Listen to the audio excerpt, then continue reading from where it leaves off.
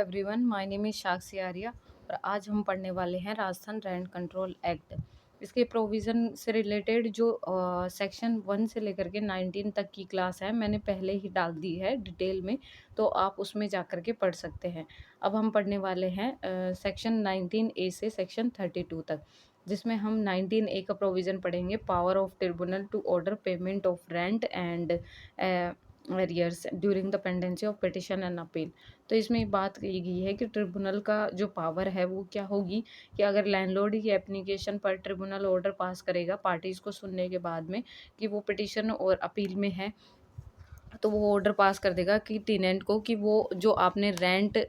जो है बकाया है उसका टेनेंट का, तो कंटिन्यू पे कर दे ड्यूरिंग द पेंडेंसी, उस पिटिशन के दौरान या अपील के दौरान जो उसका ड्यू है। ठीक है, हम अब आते हैं सेक्शन 20 की तरफ, जिसमें ऑर्डर का एग्जीक्यूशन कैसे होगा। तो रेंट ट्रिब्यूनल पार्टीज़ की एप्लीकेशन पर ऑर्डर को एग्जीक्यूट करेंगी,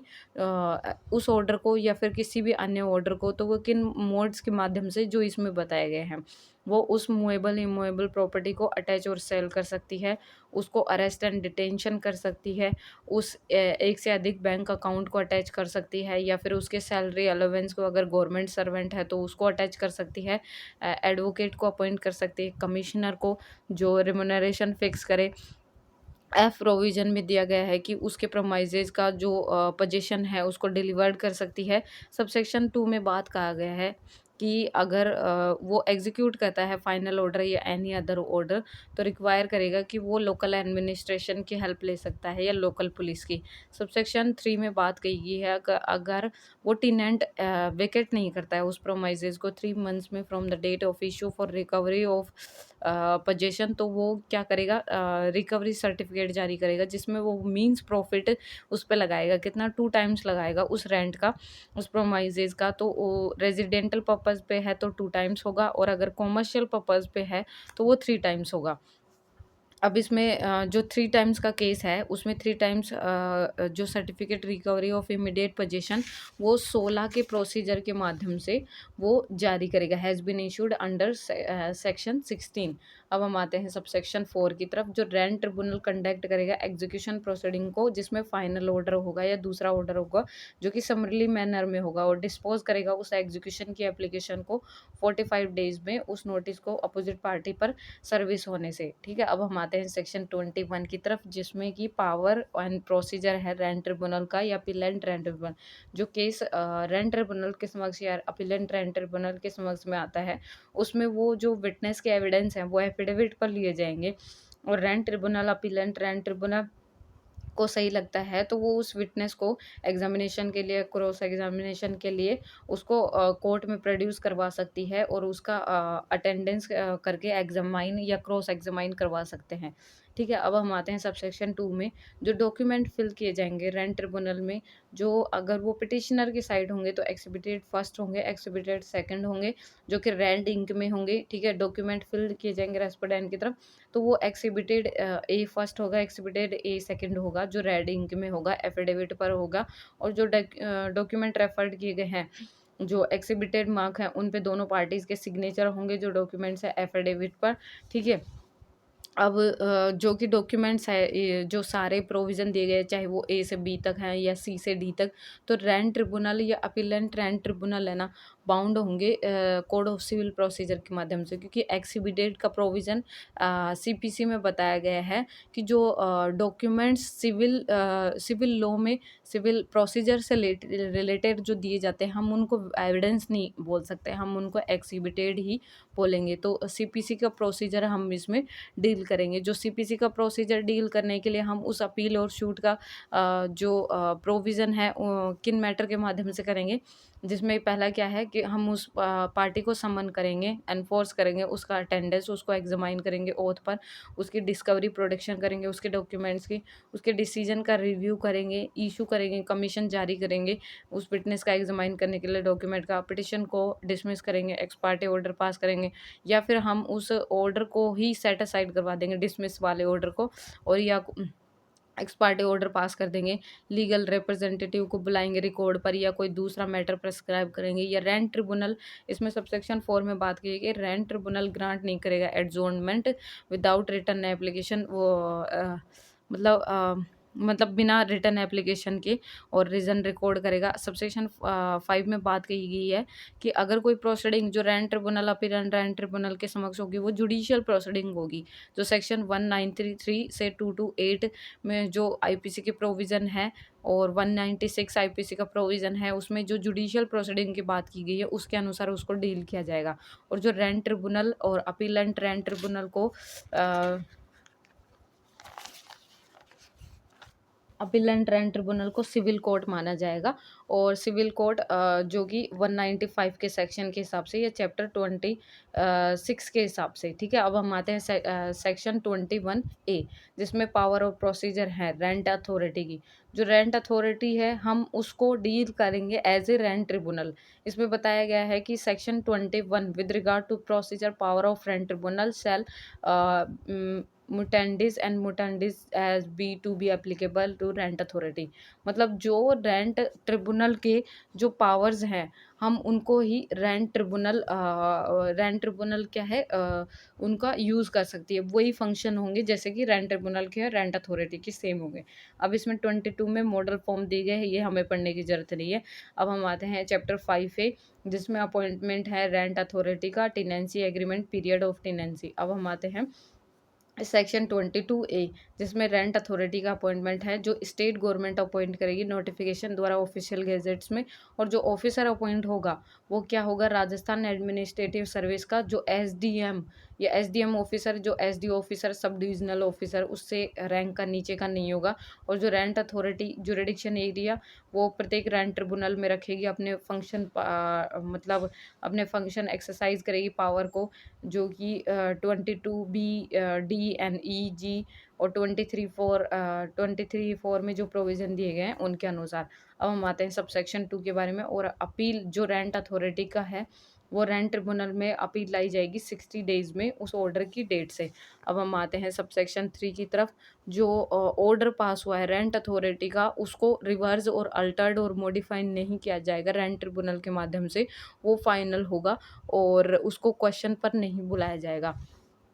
अब हम आते हैं सेक्शन 22 बी में, जो टेनेंसी एग्रीमेंट है, जिसमें कहा गया है कि nothing with standing anything contain any other law for timing इन। मतलब इसमें ये बात की गई है कि जो राजस्थान रेंट कंट्रोल जो अमेंडमेंट एक्ट 2017 के शुरू के बाद से, अगर किसी ने जो प्रमाइजेज को लेट आउट करा है, जो एग्रीमेंट रिटर्न में होना चाहिए, अगर वो एग्रीमेंट रिटर्न में नहीं होता है, इसमें कहा गया है सच एग्रीमेंट शैल बी कम्युनिकेट, तो वो कम्युनिकेट किया जाएगा रेंट अथॉरिटी को लैंडलॉर्ड के द्वारा या टेनेंट के द्वारा जॉइंटली, जो शेड्यूल 4 में बात की गई है। और अगर टेनेंसी क्रिएट होती है उस एक्ट के शुरू होने के बाद से, तो उसमें 2 प्रोविज़न दिए गए हैं कि अगर वो एग्रीमेंट राइटिंग में है और दोनों पार्टीज एंटर हैं, तो वो कम्युनिकेट करेंगे रेंट अथॉरिटी को शेड्यूल डी में। और अगर वो एग्रीमेंट रिटर्न में नहीं है और दोनों पार्टीज एंटर करते हैं और टेनेंट भी एंटर करता है उस एग्रीमेंट में उस टेनेंसी के माध्यम से, तो कम्युनिकेट करेंगे उसके पार्टिकल्स के बारे में, जो रेंट अथॉरिटी को जो शेड्यूल फॉर्म में बात की गई है। इसमें प्रत्येक पार्टिकुलर्स को उसको डिस्कस करना होगा। इसमें सिर्फ प्रोविज़न बताया गया है कि किन के माध्यम से हम डिस्कस कर सकते हैं। अब इसका जो प्रोविज़ो दिया गया है, अगर कोई लैंडलॉर्ड या टेनेंट जॉइंटली प्रेजेंट करने में, कॉपी की टेनेंसी एग्रीमेंट को प्रेजेंट करने में फेल होता है, जो क्लोज ए और बी में बात की गई है, तो जो लैंडलॉर्ड और टेनेंट है सेपरेटली फाइल कर सकते हैं उस टेनेंसी को, ठीक है। सबसेक्शन 3 में हम बात करते हैं कि जो एग्रीमेंट रेफर्ड हुआ है सबसेक्शन 1 में, वो एग्जीक्यूट होगा इस एक्ट के शुरू होने के बाद से, ठीक है। जो एग्रीमेंट रिक्वायर्ड है उसको एग्जीक्यूट किया जाएगा 2 के क्लोज बी के हिसाब से, मतलब इसमें किया जाएगा। उसके जो एवरी पार्टिकुलर्स है ना, वो डिस्कस किए जाएंगे रेंट अथॉरिटी को, ठीक है। और वो पीरियड कितना दिए गए, 1 ईयर के विद इन, जो from the date of the commencement of this act, इस एक्ट के शुरू होने के बाद से जो 1 साल का पीरियड है, उस पीरियड में वो उस ऑर्डर को एग्जीक्यूट करवा सकता है। जो इस एक्ट के शुरू होने के बाद। अब हम आते हैं सबसेक्शन 4 की तरफ। जो रेंट अथॉरिटी है, जो इन्फॉर्मेशन मिलने के बाद टेनेंसी की एग्रीमेंट की, वो एंट्री करेगा पार्टिकुलर्स की जो रजिस्टर्ड मेंटेन किया गया है, जो कंटेन किया गया है शेड्यूल डी में। मतलब उसको जो पार्टिकुलर्स पता चले या फिर रेंट अथॉरिटी को कम्युनिकेट करते हैं, तो वो मेंटेन कैसे करेगा? रजिस्टर के माध्यम से। सबसेक्शन 4 में ये बात की है। सबसेक्शन 5 में बात की गई है जो इन्फॉर्मेशन प्रोवाइडेड की गई है सबसेक्शन 1 एंड 2 में,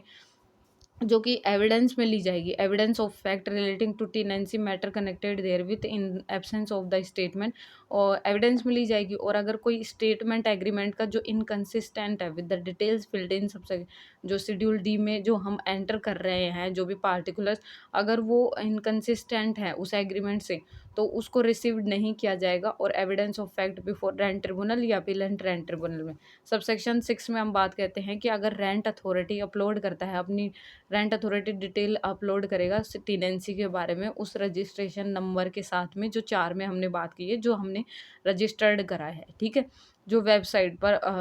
within 15 days from the allotment of the registration number. अब हम आते हैं सेक्शन 22C की तरफ, जिसमें टेनेंसी के पीरियड की बात की गई है। तो टेनेंसी के पीरियड में जो all tenancy entered into after the, जो Rajasthan rent control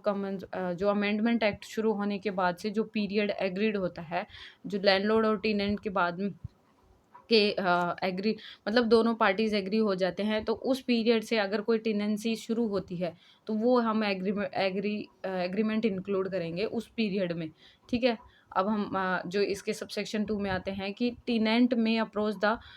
landlord for renewal extension of agreement with in the period. मतलब इसमें ये बात की है, अगर टेनेंट जाता है लैंडलॉर्ड के समक्ष कि वो उस एग्रीमेंट के रिन्यूअल करे या एक्सटेंशन बढ़ाए उस टेनेंसी को, उस पीरियड जो जिसमें टेनेंट और लैंडलॉर्ड दोनों एग्रीड हुए थे, तो उस टेनेंसी के ख़त्म होने से पहले, period to the end of the tenancy period, अगर लैंडलॉर्ड एग्रीड हो जाता है, एग्रीडेबल, तो वो एंटर करेगा न्यू टेनेंसी उस एग्रीमेंट में। और अगर टेनेंसी एक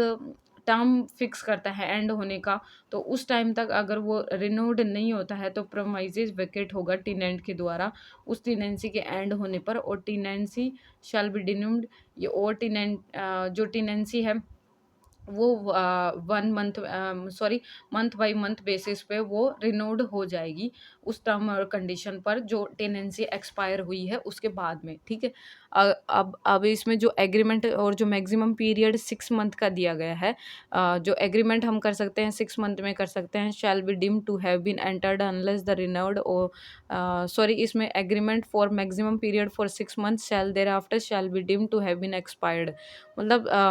6 महीने का पीरियड है, उससे एक्सपायर होने से पहले, जब तक कि वो रिन्यूड नहीं हो जाए लैंडलॉर्ड के द्वारा उस एग्रीमेंट में टेनेंसी के साथ में। अब हम आते हैं चैप्टर 5B की तरफ, जिसमें हम बात करते हैं जो revision of rent in certain circumstances, security deposit, depositing of rent in certain circumstances. अब 22B के प्रोविजन में हम बात करते हैं कि revision of rent in certain circumstances, rent का रिवीजन कैसे होगा अगर लैंडलॉर्ड है इस टेनेंसी के शुरू होने के बाद में, एग्रीमेंट टेनेंसी के बाद अगर वो इंक्योर्ड करता है expenditure on accounts of improvement या फिर एडिशन, स्ट्रक्चरल अल्ट्रेशन इन प्रोमाइजेज या ऑक्यूपेशन टेनेंट में, तो वो इंक्लूड नहीं होगा रिपेयर में necessary to the cried out. तो लैंडलॉर्ड इंक्रीज कर सकता है उस रेंट को, बढ़ा सकता है उस प्रोमाइजेज को, जो कि लैंडलॉर्ड और टेनेंट जिसमें एग्रीड है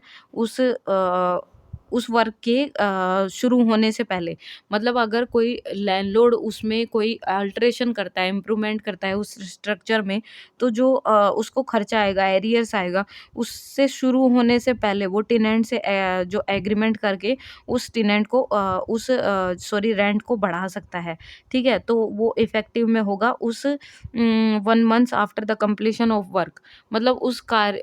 जो हमने कंस्ट्रक्शन या फिर जो भी अल्ट्रेशन करवाया है उसके शुरू होने के बाद से 1 महीने के बाद में वो हम नया जो रेंट है वो अप्लाई हो जाएगा। अब हम आते हैं सबसेक्शन 2 में, where after the rent of the premises has been fixed. अगर वो फिक्स्ड हो गया है, जो डिक्रीज हुआ है या डिमिनेशन हुआ है या डेटेरियोरेशन हुआ है एकोमोडेशन का, अगर उसमें कोई कमी हुई है, जिसमें डिक्रीज हुई है, डिमिनिशन कमी हुई है, या फिर मतलब उस जो प्रेमाइजेज में टेनेंट रह रहा था उसकी जो फैसिलिटीज़ में डिटेंशन हुआ है, ठीक है, उसमें कमी हुई है, तो क्या करेगा वो उस प्रीमाइसेस को टेनेंट क्लेम कर सकता है कि उसको रेंट को कम कर दिया जाए, क्योंकि आपने कंफर्टेबल जो हमें प्रोविज़न देने मतलब या फिर जो फैसिलिटीज़ देनी थी उनमें आपने कमी कर दी है, तो आप रेंट में भी कमी करो। ठीक है? तो सबसेक्शन 3 में बात करते हैं कि लैंडलॉर्ड क्या तो उस प्रीमाइसेस को रिस्टोर कर सकता है and housing service as may be commencement of the tenancy, मतलब उसको रिस्टोर उस टेनेंट को वापस दे सकता है, या हाउसिंग सर्विस जो उसको दे रहा था और इस टेनेंसी के शुरू होने पर जो रेंट के रिडक्शन पे है। अब हम आते हैं सबसेक्शन 4 में, in case of conflict the landlord and tenant में अप्रोच, अगर कोई कॉन्फ्लिक्ट होता है, उनमें इनकंसिस्टेंसी होती है लैंडलॉर्ड और टेनेंट में, तो वो रेंट ट्रिब्यूनल के समक्ष में रेंट अथॉरिटी के समक्ष जाएँगे और पिटीशन फ़िल्ड करेंगे रेंट अथॉरिटी के समक्ष, और अथॉरिटी उनको रिसॉल्व करेगी, उस कॉन्फ्लिक्ट को अराइव करेगी एमिकेबल सेटलमेंट, जो दोनों के बीच में जो म्यूचुअल सेटिस्फेक्शन है उस बेस पर, जो लैंडलॉर्ड और टेनेंट का, और कोई भी सेटलमेंट अराइव्ड होता है पार्टीज के बीच में, तो अप्रोप्रिएट ऑर्डर पास करेगी जो मटेरियल रिकॉर्ड पर लाए गए हैं उन पर, या पार्टीज को सुनने के बाद में, तो इस बेस पर वो जो रेंट अथॉरिटी है वो ऑर्डर पास करेगी। इसमें जो अब हम आते हैं सेक्शन 22 ई की तरफ, जो रेंट अथॉरिटी है रिवाइज रेंट फिक्स करेगी इन सर्कमस्टांसेस एंड इन सेक्शन 22 में डी में जो रिवीजन ऑफ रेंट की बात करिए कि डिडक्शन करेगा या इंक्रीजमेंट होगा, तो उस रेंट अथॉरिटी को जो रिवाइज रेंट है उसको फिक्स कैसे किया जाएगा, कि रेंट अथॉरिटी जो प्रेजेंटेड, जैसे कि लैंडलॉर्ड या टेनेंट है जो प्रेजेंट होते हैं, तो वो फिक्स कर देगी, रिवाइज करेगी उस रेंट को, ठीक है, और या फिर अदर चार्जेस को जो पेएबल होंगे टेनेंट के द्वारा, और उस डेट पर फिक्स हो जाएंगे जो कि पेएबल होंगे। ठीक है, अब हम आते हैं सेक्शन 22F, जिसमें सिक्योरिटी डिपॉजिट है, save as agreement to the contrary it shall be lawful for landlord to the charge a security deposit equal to 1 months rent, मतलब इसमें ये बात की गई है, अगर आप कोई प्रेमाइजेज रेंट पे दे रहे हो, तो एग्रीमेंट जब तक ये ना हो, तो ये लैंडलॉर्ड के लिए लॉफुल होगा कि वो सिक्योरिटी चार्ज ले ले, 1 मंथ का जो रेंट है वो सिक्योरिटी चार्ज के रूप में ले ले, चाहे उसके बीच में एग्रीमेंट हो या ना हो। सबसेक्शन 2 में बात कही गई है कि वो जो सिक्योरिटी डिपॉजिट होगा वो रिफंड हो जाएगा टेनेंट को 1 महीने के भीतर, जब वो प्रोमाइजेज को खाली करने वाला है, ठीक है, या फिर डिडक्शन जो भी लाइबिलिटी टेनेंट के हैं उसमें से कट के। ठीक है, अब हम आते हैं सबसेक्शन 3 में, अगर कोई सिक्योरिटी डिपॉजिट जो रिफंड नहीं मिलता है टेनेंट को उस पीरियड में, जो सबसेक्शन 2 में 1 महीने में, तो टेनेंट क्या करेगा, एप्लीकेशन फाइल करेगा रेंट अथॉरिटी के समक्ष में, और डायरेक्ट करेगा कि वो उस सिक्योरिटी को, मतलब रेंट अथॉरिटी डायरेक्ट करेगा लैंडलॉर्ड को कि वो रिफंड सिक्योरिटी डिपॉजिट उसको रिफंड कर दे। आगे आते हैं सेक्शन 22 जी की तरफ, जिसमें deposit of rent and rent authority in certain circumstances, अगर कोई लैंडलॉर्ड एक्सेप्ट नहीं करता है उस रेंट को जो कि टेनेंट के द्वारा, जो सब सेक्शन 5 में जो मैनर दिया गया है, जिसमें लिमिटेशन है, या फिर जो भी मतलब उस रेंट को किस प्रोसीजर में दिया जाएगा, तो अगर वो रिफ्यूज़ करता है उस रिसिप्ट से, तो टेनेंट क्या करेगा, डिपॉजिट करेगा periodically in time with the rent authority के माध्यम से वो पीरियोडिकली उसमें डिपॉजिट करेगा। ठीक है, अगर कि इसमें बेनिफिशियल, अगर कोई डाउट होता है उस पर्सन को जिसके सॉरी मतलब अगर उस पर्सन को जिसके लिए रेंट पेबल है, तो उसको डाउट होता है, तो डिपॉजिट करेगा रेंट को रेंट अथॉरिटी को, और डिपॉजिट होने पर रेंट अथॉरिटी वो उस केस को इन्वेस्टिगेट करेंगी। ठीक है, इन्वेस्टिगेट करने के बाद में सबसेक्शन 4 में क्या करेगा कि वो अकाउंटेबल होगा, यानी जो अमाउंट ऑफ रेंट का डिपॉजिट हो रहा है वो का अकाउंटेड होगा उस मैनर में, जो पर्सनल डिपॉजिट अकाउंट के माध्यम से, या फिर जो ऑपरेट होगा पेमेंट के माध्यम से, लैंडलॉर्ड या लो फॉर क्लेमेंट के माध्यम से जो प्रेस्क्राइब किया गया है उसके माध्यम से। अब हम आते हैं सबसेक्शन 5 में, जो रिसिप्ट है, अगर कोई लैंडलॉर्ड रेंट डिपॉजिट होने पर, जो सबसेक्शन 2 में बात कही गई है कि अगर वो ऑपरेट नहीं होती है उस एडमिशन के correction of the rent on the date by the, तो वो डिपॉजिट करेगा उसी सेम को, मतलब इसमें है कि अगर जो लैंडलॉर्ड के द्वारा जो रेंट लिया गया है वो रेंट डिपॉज़िट होता है सबसेक्शन फर्स्ट और सेकंड में, अगर वो ऑपरेट नहीं होती है करेक्शन उस रेंट में, तो जो टेनेंट के द्वारा डिपॉज़िट किया जाएगा उसी सेम में, वो फैक्ट बताए जाएँगे टेनेंट के द्वारा, इसमें ये बात की गई है। अब हम आते हैं जो सेक्शन 23 जो चैप्टर 6 से शुरू होता है। चैप्टर 23 में जो सेक्शन 23 बात करता है कि लैंडलॉर्ड नो टू डिसकंटिन्यू और withhold amenities enjoy by tenant. कोई भी लैंडलॉर्ड मतलब डिसकंटिन्यू नहीं करेगा या उसको निकालेगा नहीं उन अमेनिटीज से जो उसके द्वारा एंजॉय करे। कोई भी landlord either by himself acting through any other person any person purporting to act on this behalf shall discontinue withhold amenity enjoy by tenant in respect of the premises let out to him। मतलब वो उनको जो facilities उसने tenant को दी हैं उससे वो उनको निकालेगा नहीं। कब तक नहीं निकालेगा? कि अगर लैंडलॉर्ड हाउएवर डिसकंटिन्यू विथहोल्ड, अगर वो अमेनिटीज से उसको डिसकंटिन्यू या विथहोल्ड करता है तो जो रेंट अथॉरिटी क्या करेगी, उसको परमिशन ग्रांट करेगी। अगर सेटिस्फाई होती है कि टेनेंट ने पेड नहीं करा है चार्ज उस अमेनिटीज का, तो वो उसको उससे क्या कर देगी, डिसकंटिन्यू कर देगी, हटा देगी उसे प्रेमाइजेज से। ठीक है, अब सब सेक्शन 2 में बात करते हैं कि अगर पिटिशन लैंडलॉर्ड के द्वारा फिल की गई है, ठीक है, तो डिसकंटिन्यू करा जाएगा, विथहोल्ड कर दिया जाएगा उस पिटिशन को। ठीक है, उस पिटिशन की बेस पे सॉरी, तो रिस्टोरेशन कर दिया जाएगा उस एमिनिटीज को टेनेंट को, किस बेस पे कि अगर मतलब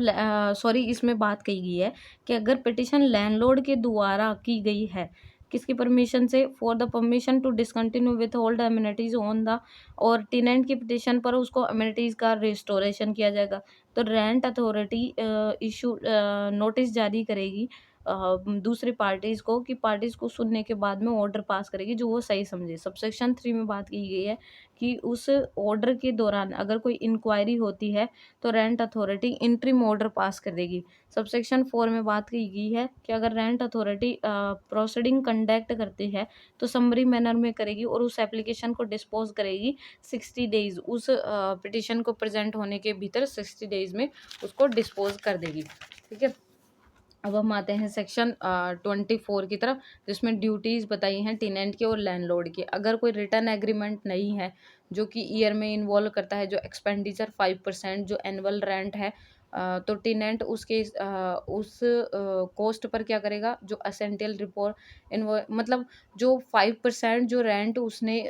ऐड करा है कि आपका 5% बेस पर बढ़ेगा, तो उसमें एक्सपेंडिचर और जो रिपेयर के जो खर्चे हैं वो भी इंक्लूड करेगा एनुअल रेंट में, उस मतलब लैंडलॉर्ड के द्वारा जो नोटिस जारी होगा टेनेंट को। ठीक है, अब लैंडलॉर्ड अगर नेग्लेक्ट करता है असेंटियल रिपेयर को कि मैं इसके बारे में कोई रिपेयर नहीं करूँगा, तो 15 डेज़ के भीतर उस नोटिस की डेट से टेनेंट क्या करेगा, लिबर्टी होगा कि वो रेंट अथॉरिटी पहुँच जाएगा परमिशन से कि वो रिपेयर करवाए और एस्टिमेट जो रिपेयर में लगता है वो उसको बताए with the permission to be granted, जो कि परमिशन ग्रांट करेगी रेंट अथॉरिटी और ऑर्डर पास कर देगी उस रिकवरी कॉस्ट का जो लैंडलॉर्ड से लगेगा by setting amount against the rent payable by the tenant, उस रेंट में से जो टेनेंट उसको पे कर रहा है। सबसेक्शन 2 में बात की गई है, जो प्रोविजन 2, 3, 4, 23 में जो बात की गई है वही प्रोसीडिंग्स रेंट अथॉरिटी में अप्लाई की गई है। जैसे कि वो जो रेंट ट्रिब्यूनल की बात की गई थी वही प्रोविज़न इसमें रेंट अथॉरिटी में अप्लाई होंगे। अब हम आते हैं सेक्शन 24A, जिसमें जो पेंडिंग प्रोसीडिंग्स हैं 23, 24 में, उसमें रिवीजन ऑफ रेंट की बात है। इसमें जो ड्यूटीज़ हैं लैंडलॉर्ड और टेनेंट के, तो इनमें से रिलेटेड हम इन प्रोसीडिंग्स को डील कैसे करेंगे, डिस्पोज कैसे करेंगे। तो प्रोसीडिंग अगर 23, 24 में पेंडिंग है रेंट ट्रिब्यूनल में, तो उस डेट पर जब राजस्थान रेंट कंट्रोल जो अमेंडमेंट एक्ट वाला एक्ट जारी हुआ था उसके बाद में से कंटिन्यू रहेगा, तो ट्रिब्यूनल पास करेगा एप्रोप्रिएट ऑर्डर 23 जो कि अमेंडेड नहीं होगा इस एक्ट में। ठीक है, अब हम आते हैं सेक्शन 25 की तरफ, जिसमें चैप्टर 7 शुरू होता है, जिसमें इंस्पेक्शन है प्रोमाइजेज का। तो इसमें क्या पावर दी गई है लैंडलॉर्ड को कि वो राइट रखता है इंस्पेक्ट करने का उस प्रोमाइजेज का let out by him at any time after giving prior intimation या information at the time of 7 days to the tenant. मतलब 7 दिन के भीतर, 7 दिन से पहले अगर वो उससे इंटीमेट कर देता है कि वो कि वो मतलब जो क्या है अपना प्रेमाइसेस चेक करने वाला है, तो उसके बाद में वो लैंडलॉर्ड 7 दिन के बाद में कभी भी अपना प्रेमाइसेस देखने के लिए आ सकता है। तो ये कब होगा? However such inspection shall not be graded, लेकिन वो 3 महीने में मोर देन वन्स, एक बार से अधिक नहीं होगा, ठीक है? अब हम आते हैं सेक्शन 26 की तरफ, जिसमें मेंबर स्टाफ है ट्रिब्यूनल की to be public servants and their control. जो इनके मेंबर हैं वो पब्लिक सर्वेंट होंगे। प्रिजाइडिंग ऑफिसर या एम्प्लॉयर एंड ट्रिब्यूनल का, अपीलेंट एंड ट्रिब्यूनल का, वो पब्लिक सर्वेंट माने जाएंगे, जो सेक्शन 21 आईपीसी में बताया गया है। जो प्रिजाइडिंग ऑफिसर या रैंक ट्रिब्यूनल के जो फंक्शन है वो हाई कोर्ट के डिसिप्लिनरी कंट्रोल में होंगे। सबसेक्शन 3 में बात की है, जो प्रेसिडिंग ऑफिसर है रैंक ट्रिब्यूनल का, वो एक्सरसाइज करेगा पावर को सुप्रीडेंस या कंट्रोल रैंक ट्रिब्यूनल के कंट्रोल या सुप्रीडेंस में, ठीक है? जुरिडिक्शन, जिसमें पावर कौन से होंगे? वर्क्स एंड रिकॉर्डिंग, जो एनुअल कॉन्फिडेंट रिपोर्ट, जो प्रेसिडिंग ऑफिसर उनको जो रिपोर्ट्स या एनुअल कॉन्फिडेंस से रिलेटेड रिकॉर्डिंग्स देंगे उनके बेस पर, या ministry employ of rank tribunal appellant rank tribunal governed होगी राजस्थान सबऑर्डिनेशन कोर्ट मिनिस्ट्री या एस्टेब्लिश। मतलब इसमें जो प्रोविजन है इनसे रिलेटेड इनके बारे में डील किया जाएगा, जिसमें कि डिस्ट्रिक्ट या फिर सेशन जज या rank tribunal shall be deemed court of civil जज। तो इनके जो रिलेटेड रैंट से रिलेटेड जो प्रोविज़न है जिसमें रैट में प्रोविज़न है वो ये डील करेंगे, ठीक है? सबसेक्शन 5 में बात की गई है, जो क्लास 4 के एम्प्लॉय हैं rank tribunal appellant rank tribunal govern करेंगे, ठीक है? अब हम आते हैं सेक्शन 26 ए में, जो रेंट अथॉरिटी है वो पब्लिक सर्वेंट मानी जाएगी, जिसमें प्रोटेक्शन ऑफ एक्शन कैसे किया जाएगा? उनके जो मेंबर्स हैं उनको किसी भी जो शूट से कैसे प्रोटेक्ट किया जाएगा? अगर कोई प्रिजाइडिंग ऑफिसर रेंट अथॉरिटी का इस एक्ट में अपॉइंट होता है, ठीक है? या फिर रेंट जो पब्लिक सर्वेंट माना जाता है 21 के अंतर्गत, तो कोई भी शूट या लीगल प्रोसीडिंग उनके अगेंस्ट में नहीं लाई जाएगी, ठीक है? इसमें सिर्फ गुड फेथ में अगर वो कोई कार्य करते हैं उस एक्ट के परसुएंस के हिसाब से, ठीक है? अब हम आते हैं सेक्शन 27, जिसमें लिमिटेशन पीरियड बताया गया है कि जो प्रोविज़न है लिमिटेशन का वो अप्लाई होगा अगर petition applications appeals other proceeding shall be filled before rank tribunal and appeal and rank tribunal. 28 में कोर्ट्स फीस की बात की गई है, एक्सेप्ट एज अदरवाइज, जो 20 subsection 234 court fee payable on petition application appeals filed before tribunal would be as payable from the suit application as were be filed by similar relief. जो court fees दी जाएगी subsection 2, 3 और 4 के माध्यम से, कौन सी? अगर जॉइंट पिटीशन है लिमिटेड पीरियड टेनेंसी की, जो 8 में बात की गई है, तो वो पिटीशन और वॉलरेमेशन कोर्ट फीस जाएगी, जो Rajasthan court fees and shoot valuation act 1961 के हिसाब से, ठीक है? On accounts of the payable, ठीक है? सबसेक्शन 3 में बात की गई है कि जो सेक्शन 22 में बात की है, जो पिटीशन 23 में या 24 में जो अपील है, तो उसके अगेंस्ट में अगर कोई ऑर्डर है, जो एप्लीकेशन या पिटिशन है, उसकी कोर्ट फीस 100 रुपीज़ पेएबल होगी। या फिर सबसेक्शन 4 में बात की गई है कि on petition for revision of rent, अगर कोई पिटिशन लगाते हैं रिवीजन ऑफ रेंट में, जो 6 और 7 में, तो उसकी अपील की कोर्ट फीस 250 रुपीज़ हम पेएबल करेंगे, ठीक है? अब हम आते हैं सेक्शन 29 की तरफ, जिसमें क्या है ओवरराइडिंग इफेक्ट क्या होगा कि अगर कोई प्रोविज़न है जो इसके इनकंसिस्टेंट्स है किसी अन्य लॉ से, तो वो इफेक्ट में नहीं होगा। 30 में क्या है कि अगर इसकी कोई डिफ़िकल्टी है तो हम उसको रिमूव कर देंगे और उसका कोई इफ़ेक्ट नहीं होगा। सबसेक्शन 2 में बात की गई है कि अगर ये लिया जाता है स्टेट लेजिस्लेचर में, जब वो सेशन में होती है, जो ऑर्डर पास होगा इसके माध्यम से। और अब हम आते हैं सेक्शन 31 की तरफ, पावर टू मेक रूल। इसमें रूल कौन बनाएगा? स्टेट गवर्नमेंट रूल बनाएगी। और जो रूल्स हैं इस एक्ट में, जो अगर स्टेट लेजिस्लेचर के जो हाउसेज अगर वो सेशन में है, तो वो 14 डेज से अधिक का नहीं होगा, और उसमें एक से अधिक सेशन के समाप्त होने पर उसमें वो लाया जाए, वो जो हमने रूल बनाए हैं वो लाए जाएंगे प्रत्येक सेशन में। अगर दोनों हाउसेज उस सेशन के बाद में अगर उस मॉडिफिकेशन पर या रिसोल्व उस रूल के उसी इफेक्ट पर मॉडिफाइड फॉर्म या किसी अन्य इफेक्ट पर एग्रीड होते हैं, मतलब इसमें प्रोविज़न दिया गया है मॉडिफाइड फॉर्म या अन्य इफेक्ट पर, तो हम उसको उसी फॉर्म में रहने देंगे। तो 1 तक के प्रोविज़न ख़त्म होते हैं। 32 में सॉरी इसमें 32 में जो रिपील और सेइंग मतलब जो Rajasthan premises control of rent exercise act जो हमने रिपील कर दिया गया है, तो वो प्रोविज़न दिया गया है। I hope this video is helpful for your judiciary exam. Rajasthan rent control act के सारे प्रोविज़न हमने 1 से लेकर के 32 तक कवर कर दिए गए हैं। ठीक okay, thank you, and please like subscribe my channel Legal Facts.